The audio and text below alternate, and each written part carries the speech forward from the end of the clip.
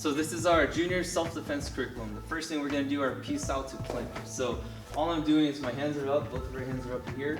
I want to be an arm and a half length away from my opponent or my attacker. So if I'm an arm's length away, that means he can most likely touch me too, and he could definitely kick me too.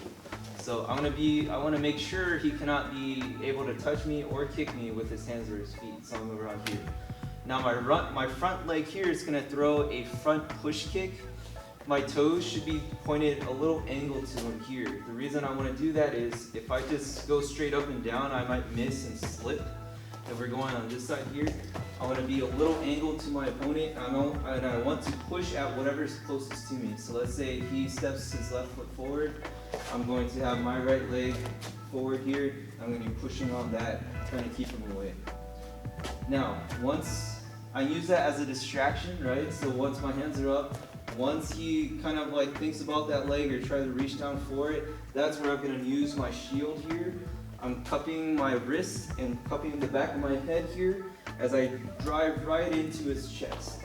I want to make sure I drive past him. I do not want to stop right at the point of impact. I want to be able to drive forward. The reason for that is it's going to make him stumble back and worry about his balance rather than worrying about me trying to enter the space, right? So, for example, I got to here, boom, when I crashed in, if I just stop here, Gabe will just take a step back and he can still throw strikes. But if I do this and I crash all the way through and I'm actually driving him back, that's going to allow me to start wrapping him up and getting to my T position here. So in this T position, I have control over his wrist, I have my hand behind his waist here, hugging him tight, and I have my knees pinching on his near side leg. Now I have everything neutralized. I can even grab onto the tricep here and pinch his arm between my armpit. That way it's going to be hard for him to throw a strike from here. And wherever he goes, I'm kind of stuck to him, and it's kind of like I'm dead weighting my body onto his leg. So technique number 2 is a guillotine defense. So Gabe is going to wrap my head here and get me in a guillotine. First of all, I need to protect my neck so I don't get choked. So my hand that's on the same side that's getting wrapped protects my neck here.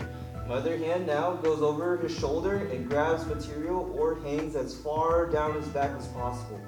Now, if I bend my knees here, I'm going to kind of dead weight my body, so now he's carrying me up. If I don't do that, he can pull up on my neck right here and still raise me off the ground.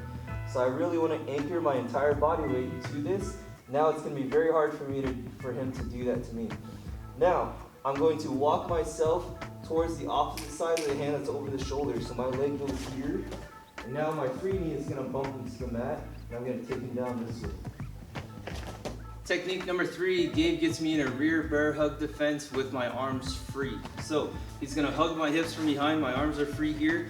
First thing I need to do is drop my center of gravity so he doesn't lift me up. If he just pulls straight up from here, he's going to lift me off my feet. So first of all, right when I feel when the arm's around my waist here, I'm going to drop my center of gravity, kind of hang onto the hands here. I want to put my hands where his hands are because that's where the weakest point of his grip is. His arms are strong here, but his grips are holding everything together here. So if I could hang on to this part here, it's going to make everything a little harder. The first thing I'm going to try to do is grab onto the wrist here, and I'm going to fish for space on the same arm that I just grabbed onto the wrist. I'm looking for the hand that's on top.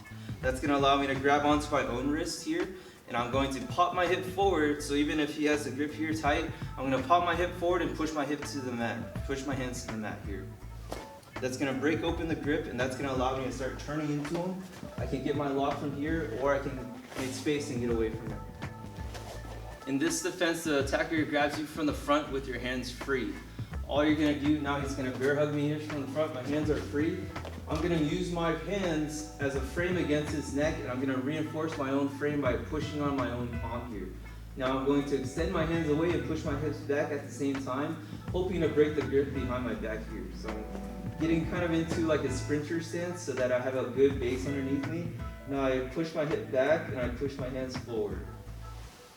That creates space. I can re-grab and throw my knee there, or continue creating space and making distance. In this rear choke defense, the attacker grabs your neck from behind while he's standing behind you this way. So the arm goes across your neck, and he's going to clasp his hands together and grab your neck. First thing you need to do is protect your chin, protect your neck, and angle your body down to the mat. So You're gonna drop your center of gravity, protect your chin, and drop to here.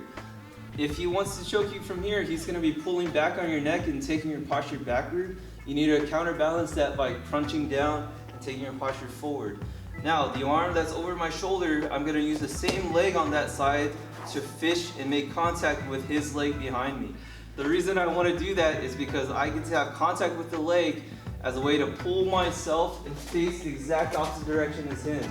That's gonna allow me to start bending over. I'm gonna take him to the mat this way.